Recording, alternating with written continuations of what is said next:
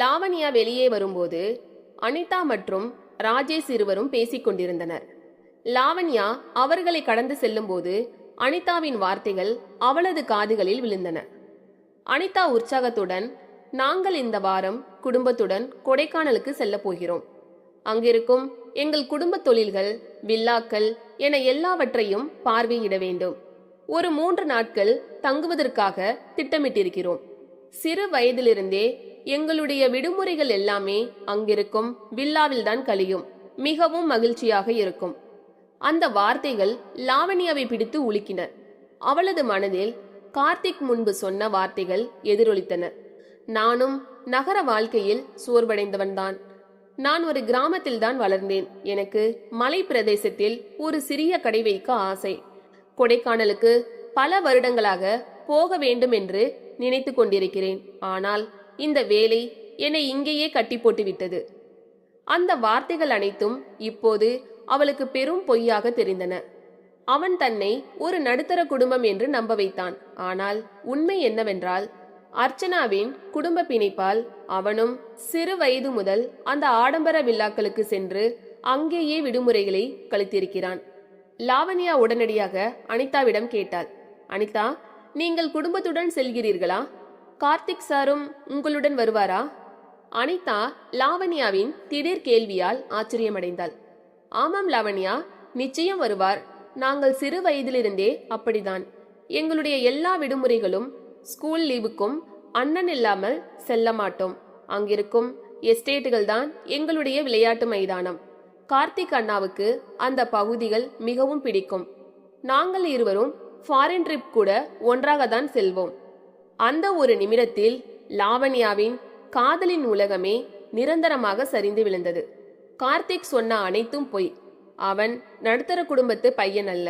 அவனுக்கு மலை பிரதேசங்களுக்கு போக ஆசை இல்லை. அவன் அங்கேயே ஆளுமை செய்து வளர்ந்தவன்.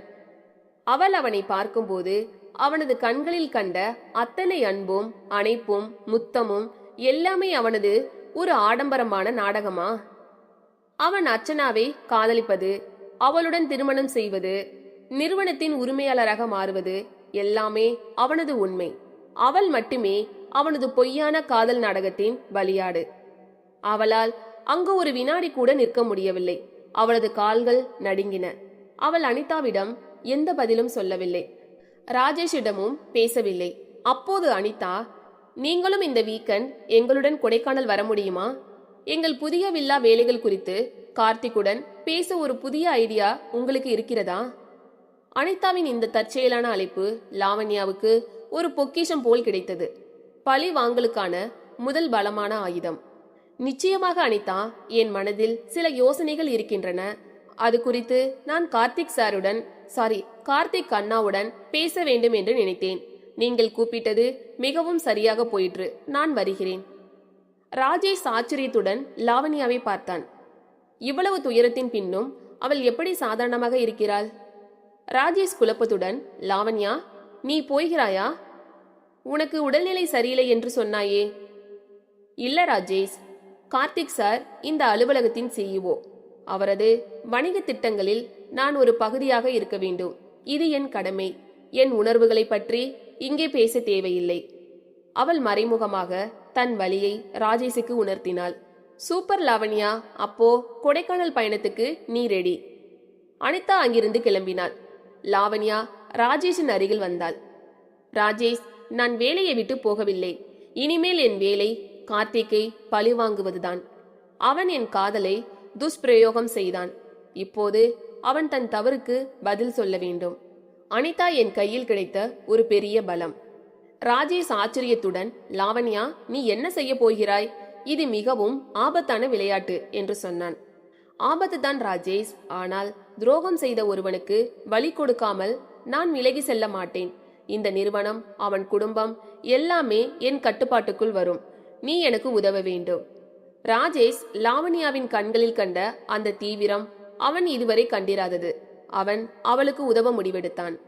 அந்த நேரம் கார்த்திக் லாவண்யாவை பின்தொடர்ந்து வந்தான். அவன் கண்ட காட்சி அவனுக்கு பெரும் அதிர்ச்சியை கொடுத்தது.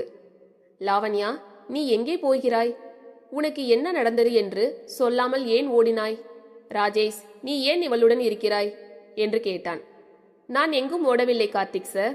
நான் உங்கள் நிறுவனத்தில் ஒரு ஊழியர். உங்கள் வருங்கால மனைவி அர்ச்சனாவின் சகோதரியுடன் உங்கள் கொடைக்கானல் பயணத்திற்காக தயாராகிறேன். எனக்கு இப்போதுதான் தெரியும் நீங்கள் மலை பிரதேசங்களுக்கு சென்று வளர்ந்தவர் என்று. உங்கள் பொய்களை பற்றி பேச நேரமில்லை. நீங்கள் என் CEO, நான் உங்கள் ஊழியர். வாருங்கள், உங்கள் திட்டங்களை பற்றி பேசலாம். லாவண்யா கார்த்திக்கை கார்த்திக் சார் என்றும் உங்கள் பொய்கள் என்றும் பேசியது அவனது இதயத்தை ஒரு கத்தியால் குத்தியது போல் இருந்தது. அவள் ராஜினாமா கடிதம் கொடுக்கவில்லை. ஆனால் அவளது மனதின் விலகல் அவனது காதலை நிராகரித்து விட்டது. இப்போது கார்த்திக்கின் மனதில் ஒரு பெரும் போராட்டம். லாவண்யா தன்னை நிராகரித்ததோடு மட்டுமல்லாமல் அர்ச்சனா குடும்பத்தின் மத்தியில் அவனுக்கு சவால் விட தயாராகிவிட்டாள். கொடைக்கானல் பயணம் இது இனி ஒரு காதல் சந்திப்பு அல்ல, இது ஒரு பழிவாங்கும் சதி. நீ என்ன செய்ய போகிறாய் என்று எனக்கு புரிகிறது லாவண்யா. நீ என்னை தண்டிப்பதற்காக இந்த விளையாட்டை ஆரம்பிக்கிறாய். ஆனால் நான் உன்னை நேசிக்கிறேன். நீ இந்த பயணத்தில் வந்தால் நான் என் காதலை நிரூபிப்பேன். நீ நினைக்கும் அளவிற்கு நான் கெட்டவன் இல்லை. லாவண்யா அமைதியாக அவனது வார்த்தைகளை மீறி ராஜேஷுடன் அங்கிருந்து கிளம்பினாள். இனி இந்த கதை காதல் நாடகம் அல்ல, இது ஒரு பழிவாங்கும் சதி. நண்பர்களே, இந்த கதை உங்களுக்கு பிடித்திருந்தால் மறக்காம லைக் பண்ணுங்க, சப்ஸ்கிரைப் பண்ணுங்க, ஷேர் பண்ணுங்க. அடுத்த எபிசோடில் சந்திக்கலாம். நன்றி.